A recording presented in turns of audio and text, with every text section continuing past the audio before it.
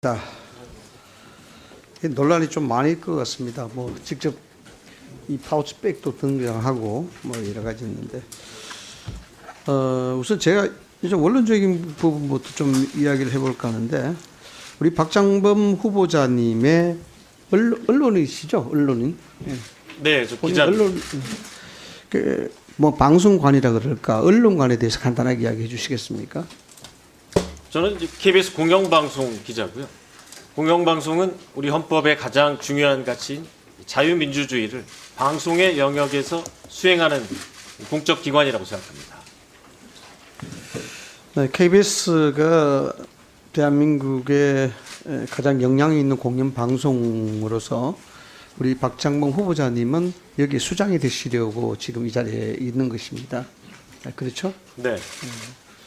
이 도덕적 문제가 그래서 굉장히 좀 중요하게 거론이 되고 그것을 검증해야 되는 부분인데 어떻습니까? 대한민국 사회에 KBS가 미치는 영향 혹시 뭐 생각해 보신 적 있으십니까? 공영방송이 갈수록 더 중요해지다고 생각합니다. 왜냐하면 많은 국민들이 공영방송을 시청하는 시간은 줄어들지라도 언론의 지형이 이 객관적이고 중립적인 뉴스를 꼭 필요로 하는 지형으로 바뀌고 있기 때문에 그럴 때일수록 공영방송의 역할은 더 강화된다고 생각합니다. 그렇죠. 이 사회적인 어떤 잣대가 될 필요성이 있기 때문에 KBS의 영향력은 뭐 예나 지금이나 계속 유지가 되어야 된다고 저는 봅니다. 그래서 KBS 사장에 대한 여론의 관심이 높고 이 청문회에 대한 관심도 그만큼 높을 수밖에 없다 이렇게 봅니다. 예상을 다 했습니다만 가장 큰 논란은 대통령 신년 기자회에서 파우치 발언 논란입니다. 조금 전에 우리 존경하는 조인철 의원께서도 이야기를 하셨습니다만은 이 문제는 뭐 청문회 끝나는 것까지 계속 뭐 오르내리지 않나 이렇게 생각이 됩니다. 근데 저는 뭐 청문회에서 이 파우치 얘기도 중요합니다만 도덕적인 문제에 있어서 후보자 신상과 관련해서 여러 가지 문제가 지금 오르내리고 있습니다. 예를 들어서 모친의 인적 공개 문제, 그 다음에 교통 위반 범칙금 미납에 대한 압류 문제, 스쿨존을 또 위반했다 4차례나 이 문제도 있고요. 장남의 위장 전입 문제도 있고 이 등등을 해서 지금 여러 가지 밝혀지고 있습니다만은 이게 이제 공직 후보자에 대해서 아주 엄격한 도덕성에 대한 문제, 그래서 의문을 제기하고 있습니다. 파우치 문제는 뭐 논쟁이 있기 때문에 그렇다 치더라도 인적공개 문제라든가 교통위반 범칙금 문제, 스쿨존 위반 문제, 위장 전입 문제 이거 어떻게 해명하시겠습니까? 사과하시겠습니까? 이게 맞습니까? 네, 사실관계가 다 맞고요. 사실관계 다 맞아요? 네, 네. 그럼 이 자리에서 사과하시겠습니까? 네, 진심으로 이제 사과드립니다. 여러 차례 사과 말씀을 올렸고 또 이 자리를 빌어서 다시 한번 사과 말씀을 드리겠습니다. 사과 좀 길게 하시지 너무 짧게 하시는 거 아닙니까? 아, 네. 그러면 그 경위를 설명하실 수 있는 시간을 허락하신다면. 그 되게 긴 그런 경위 설명은 점차적으로 우리가 청문을 하면서 이야기를 하고요. 네. 알겠습니다. 그 사과가 진심이길 기대를 합니다. 자, 파우치에 대해서 좀 질의를 해볼게요. 오늘 저는 뭐 실물도 처음 봤습니다. 예, 처음 봤는데 지금 야당도 그렇고 언론도 그렇고 일부 뭐 지적하는 분들이 파우치 때문에 그 발언을 했기 때문에 후보자가 KBS 사장 후보자로 임명된 것이다 이렇게 봅니다. 보도본부 내부적으로 보도와 관련된 뭐 지침 같은 게 있습니까? 없습니다. 그런 게 없습니까? 왜 그런 거 있지 않습니까? 저는 뭐 라디오를 진행해 봤던 경험이 있습니다만은 대체적으로 뭐 명품이라는 말을 사용할 때라든가 등등 이제 특정 소비를 진작시킨다든가 또는 이 중립성과 객관성이 좀 위반된다든가 이럴 때 쉽게 말씀을 드리자면 형용사나 부사 이런 것들을 사용을 좀 자제하는 그런 것들이 있죠. 네, 네. 특정 상품의 경우 그 공식적인 제조사가 붙인 상품명을 사용하는 것이 원칙입니다. 이 파우치에 대한 명품, 뭐 디올백이라고 이야기하는데 이 명품이라는 표현을 사용하게 되면은 어떤 얘기가 오해가 생길 수가 있습니까? 뭐 흔히들 명품이라는 표현을 많이 사용하시는데요. 그 명품이라는 말 속에 어떤 좋은 제품, 우수한 제품, 또 이렇게 좋게 보이는 듯한 표현이 들어가 있기 때문에 사실 공영방송에서는 명품이라는 표현을 잘 사용하지 않습니다. 대신 객관적이고 중립적인 용어를 사용합니다. 그래서 파우치라고 쓴 뭐 배경이 있습니까? 어떤 개인적인 생각이었습니까? 아니면 보도 지침에 따른 저희가 것입니까? 이제 해당 상품을 검색을 했고 공식 사이트에 디올 파우치라고 제품명이 명확하게 나와 있습니다. 상표명에 파우치가 적혀 있습니까? 네네, 그 공식 명칭이 디올 파우치가 상품명이고요. 그 제가 파우치는 좀 영어기 때문에 저희가 네. 이제 방송에서 영어를 쓸 때는 우리말로 한번 다시 풀었습니다. 그래서 풀어서. 파우치를 이 사전에서 찾아보면 스몰백, 작은 가방이라고 나옵니다. 그래서 진행을 하실 때 그런 측면에서 파우치란 말씀을 하셨다. 네, 근데 제가 좀 뭐 일반적인 시각으로 이야기하자면요. 저는 명품백을 잘 모릅니다만은 파우치라고 이야기하면은 아주 저는 뭐 손찌가 뭐요 정도로 이야기하는 그게 사실상 우리 사회에서는 일반적이고 보편적인 시각이란 말이에요. 그런 것들은 좀 염두에 두고 그런 말씀을 하시는 게 맞지 않나라는 그런 생각이 들어서 지금 우리 후보자께서 이야기하시는 걸 보면은 형용사나 부사에 대한 사용 그리고 명품에 대한 사용 이런 것들 잘못하게 되면은 특정 상품을 홍보하게 되는 그런 우려도 있고 등등의 일반적 머리로는 좀 이해가 됩니다. 저는 네. 이해가 되는데 그렇게 되겠죠. 파우치라고 백에 딱 붙여져 있으니까 그 상품 그대로 쓴 거 아닙니까, 그죠? 그 내용을. 네. 그런데 이제 일반적으로 우리가 파우치라 그러면은 좀 너무 이렇게 작게 포장하는 것은 아닌가. 그것 때문에 지금 이 문제가 지금 사단이 생기고 있습니다. 네, 의원님 말씀 잘 명심하겠습니다. 오히려 그런 진행을 하실 때, 이 대통령과의 면담은요, 저도 뭐 경험이 있습니다만은 아주 예민합니다. 단어 하나하나. 그래서 이것이 축소돼서 나갈 그런 가능성, 또 확대돼서 나갈 가능성까지 염두에 둔다 그러면 그런 표현을 하실 때는 그걸 풀어서 이야기를 하시고 난 다음에 하시는 게 오히려 낫지 않나라는 네. 좀 생각이 좀 듭니다. 어떻습니까? 네, 이 자리에 방금 비해서 예.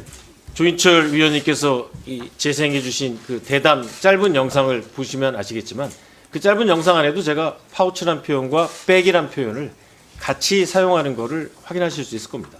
예. 자, 오늘 아침 제가 한겨레 신문인가요? 이 봤는데 2016년 말 최순실 국정농단 취재 부서의 사회 2부장 하셨습니까? 네, 맞습니다. 이 보도 보셨습니까? 단독 보도로 나왔던데 전문으로 읽지 못했고요. 제목만 봤습니다.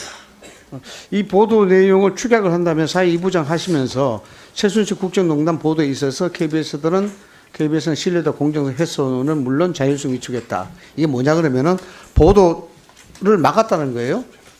보도도 막고 네, 여기에 보도 기사 내용도 좀 오도했다 이런 건데 맞습니까? 사실이 아닙니다. 사실이 아니다. 네, 그때 제가- 이게 지금 진미위 그러니까 진실과 미래를 위한 위원회죠. 예, 네, 당시 문재인 정권 당시에 KBS에 설치됐던 위원회입니다. 예, 그 당시 때도 사회 2부장이셨죠. 아닙니다. 예, 그때는 아니고 네, 그렇다 그러면은 이 부분에 있어서 그 당시에 이 보도 최순실 등등과 관련해서 진실과 진미위죠. 그래서 이 징계를 받은 분들이 많죠. 한 15명 정도가 15명 정도. 이제 정직 6개월에서부터 감봉까지 다양한 징계를 받았습니다. 그것 때문에 그 양승동 사장님이신가요? 그분이 재소가 됐었죠. 네, 맞습니다. 판결이 어떻게 났습니까? 이 부당 노동 행위 이 가능성이 많다라고 판결이 나왔고요. 제가 왜 이 질문을 드리려면 하면요. 뭐 기사를 좀 읽어봤습니다만은 15명이 징계를 받았다고 하는데 우리 사회 2부장으로 최순실 등등 보도와 당시에 사회 2부장 하셨는데 우리 후보자님은 징계를 안 받으셨단 말이에요. 네, 저는 징계 대상이 아니었습니다. 그러면 진실과 미래위원회하고는 아주 가까우셨다고 봐도 됩니까? 아니, 저도 조사 대상이었는데요.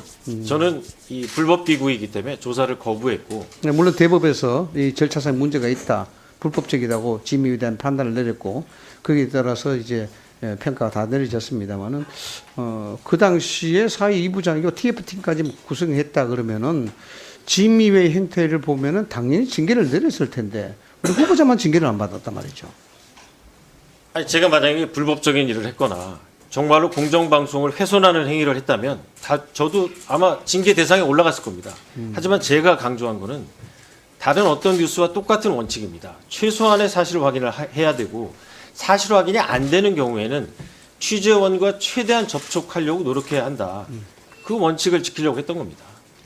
예, 그 의원님들이 질의 시간 문제로 답변 기회를 잘 못 드릴 수 있습니다. 좀 아까 이상희 위원님 질의 과정에서 아들의 위장 전입 문제, 그리고 범칙금을 안 내서 수차례 재산을 압류당한 문제, 세 번째로는 불법적으로 부모 공제 받은 문제, 네 번째는 금남리에서 새벽 5시 40분에 스쿨존에서 과속 위반이죠? 위반 당한 문제. 이게 그냥 쭉 열거해 보면 이런 분이 어떻게 이 자리에 있나 싶은 내용이거든요. 네, 그렇기 때문에 아까 설명하고 싶어 하셨잖아요. 이게 네 개의 큰 사안에 대해서 각각 30초씩 설명할 기회를 드리도록 하겠습니다. 괜찮겠죠, 위원장님. 이상희 위원님? 네. 위원장님, 근데 네 번째는 제가 잘 못 들었습니다. 스쿨존에서 과속 위반 문제. 그건 세 번째로 말씀하신 것 같습니다. 세 번째 부모 공제인데요. 어머니 공제. 네. 그 뒤에서 좀 잘 좀 해주십시오. 이게 네 개 다시 불러드릴게요. 네, 네. 아들 위장 전입. 네. 네, 두 번째는 범칙금 안 내서 재산 압류당한 문제. 네, 네. 세 번째는 어머니인 걸로 알고 있는데 네. 부모 공제 문제인데 네. 이게 불법적 요소가 있다는 지적. 네, 네. 그다음에 네 번째가 스쿨존에서의 과속 위반. 네, 알겠습니다. 예, 이 네 가지입니다. 그래서 아까 기회를 그 시간이 없어서 그러실 것 같아서 동의하시니까 30초씩 2분 드리세요. 2분 지나면 끝내 주십시오. 네, 그거 뭐 감사합니다. 시간 엄소하시죠? 네, 예, 알겠습니다. 앵커 하셨으니까. 네. 네, 첫 번째로 위장 전입에 대해서 말씀드리겠습니다. 그 위장 전입은 제가 이제 맞벌이를 하고 있을 때 큰아이가 초등학교에 들어갈 때 우리 단지 내에 길을 건너는 이제 초등학교에 배정될 수도 있고 그 옆동으로 옮기면은 이 단지 내에 초등학교에 배정되는 상황이었습니다.